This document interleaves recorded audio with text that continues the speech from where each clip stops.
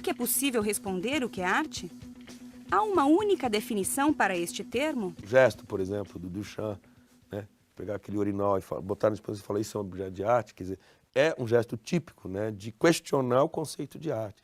Quais são os limites da arte? Onde começa e onde termina a arte? A arte é aquilo que está no museu, né? A arte é aquilo que vai ser redefinido pelos artistas do século XX? Não há definição absoluta de arte. É muito difícil dizer o que é arte. Embora a gente consiga identificar objetos artísticos. Se eu me perguntar, por exemplo, se um filme, O Acossado, do Godard, é um filme de arte, eu digo que sim. Agora, se você perguntar efetivamente o que é arte, segundo Humberto Eco, não há definição absoluta de arte. A arte não é só Leonardo da Vinci, os impressionistas e o cubismo. A arte é uma pessoa fazendo um trabalho, digamos, de uma maneira minuciosa, ou criando alguma coisa que não existe, ou combinando duas coisas que não existiam antes. Não é só a obra em si que tem um sentido.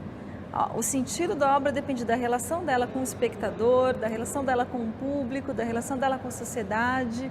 Ou seja, a obra de arte faz parte de um sistema maior e a definição da obra ela vai vir também a partir desse sistema de arte. Que a arte volte para a Terra uns 100 anos depois que alguma coisa fez e aquilo que tiver sobrevivido será a arte. É uma ideia. Poderia te dar uma outra ideia dizendo que arte é aquilo que se opõe à cultura. Arte não é cultura. Eu faço questão de frisar isto. A cultura se repete. A cultura serve para a identificação, para o reconhecimento, para apaziguar, para acolher as pessoas, para fazer-as sentir-as confortável. A arte na nossa sociedade ocidental, sobretudo a partir da modernidade contemporânea, é feito para tirar o tapete debaixo do pé das pessoas, para desestabilizar, para provocar o espanto, a dúvida. Então são funções completamente diferentes. O que hoje chamamos de arte começou deste jeito, com a observação. Os homens das cavernas pintavam nas pedras aquilo que observavam à sua volta. E assim, ao longo dos anos, os povos de todo o mundo foram retratando aquilo que viam. A arte registrava o cotidiano das pessoas e as paisagens que as rodeavam. Homens e mulheres passaram a reproduzir cenas do cotidiano e o sentimento que havia nelas.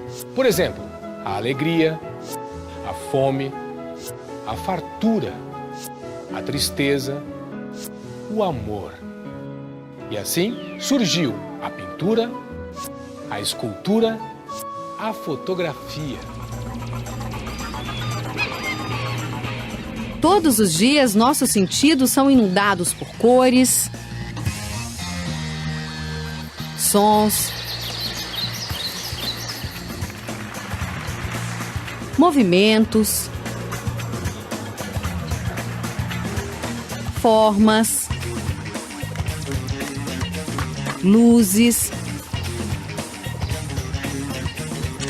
texturas. São estímulos visuais, sonoros, táteis. E nós usamos desses elementos para nos expressar. O movimento, o som, a forma e a cor são elementos fundamentais do chamado fazer artístico. A partir da intenção, do desejo, da expressão dos artistas, esses elementos se combinam, muitas vezes em composições surpreendentes. Mas quando é que as cores, as formas e os volumes deixam de ser elementos de uma imagem para se transformar em arte? O que dizem as cores em uma pintura? As formas e os volumes em uma escultura? Nenhuma dessas perguntas tem uma resposta simples. Um artista pode levar muito tempo pesquisando, descobrindo e redescobrindo como usar e combinar esses elementos para expressar sentimentos, pensamentos e ideias. É óbvio que a gente supõe sempre que o que torna uma obra de arte é ela ter sido feita por um artista. Isso é um pressuposto. Porque o artista tem uma intenção, porque o artista tem uma linguagem, ele tem uma visão de mundo, ele traduz essa visão de mundo realizando obras das mais variadas características. Pode ser uma pintura, uma fotografia, uma escultura, pode ser alguma coisa, inclusive, que nem se assemelha a isso, porque hoje a noção de arte ela se ampliou consideravelmente. O que se demanda de um objeto de arte, o que se espera, o que se chama, são objetos que trazem à mente relações, despertam, destravam em nós determinados aspectos que não são comuns, não são ordinários, não são habituais, não são triviais. Você não tem obra sem ter espectador. E aí, então, o cara que entra em contato com uma pintura, com qualquer objeto, e fica fascinado, ele começa a lançar significados sobre aquilo. Às vezes, alguém que produziu aquilo tinha esses significados em mente. Outras vezes, não. Isso é que é interessante. As pessoas sentem muita necessidade de descobrir o que é. O que isso quer dizer? Esse problema de o que uma coisa quer dizer, normalmente mata a coisa. Esse é um problema. Então, tome cuidado com isso em primeiro lugar. Porque uma boa obra, ela é inesgotável. Então, as interpretações são todas provisórias.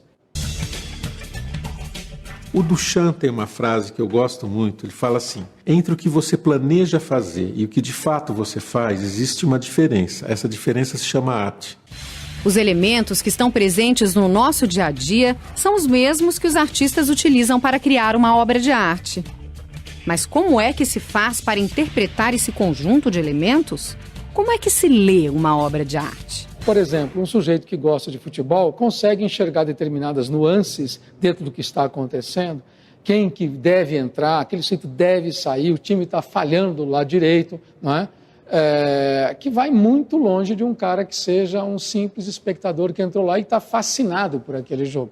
Porque é bonito, porque é um belo espetáculo, não é? Então, você pode, diante de uma pintura, diante de um trabalho, ficar fascinado por um determinado aspecto primeiro. Mas a obra de arte, como um jogo de futebol, vai interessar pelas outras camadas. Tudo isso é treino, tudo isso é estudo. E também no campo da arte isso acontece como em qualquer outro campo humano.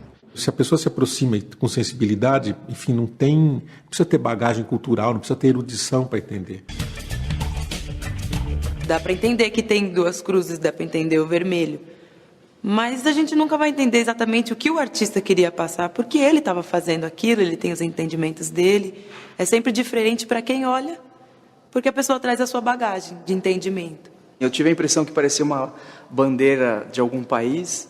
Tem que deixar a imaginação rolar, senão não chega em nenhum sentido. Na arte não existe sem espectador. É ele quem fecha o círculo. É ele que está na outra ponta. A obra de arte começa e termina naquele que está se relacionando. Quer dizer, o artista é só um agente desse papel. Ele é fundamental. Sem ele não há obra, mas sem espectador nada acontecerá.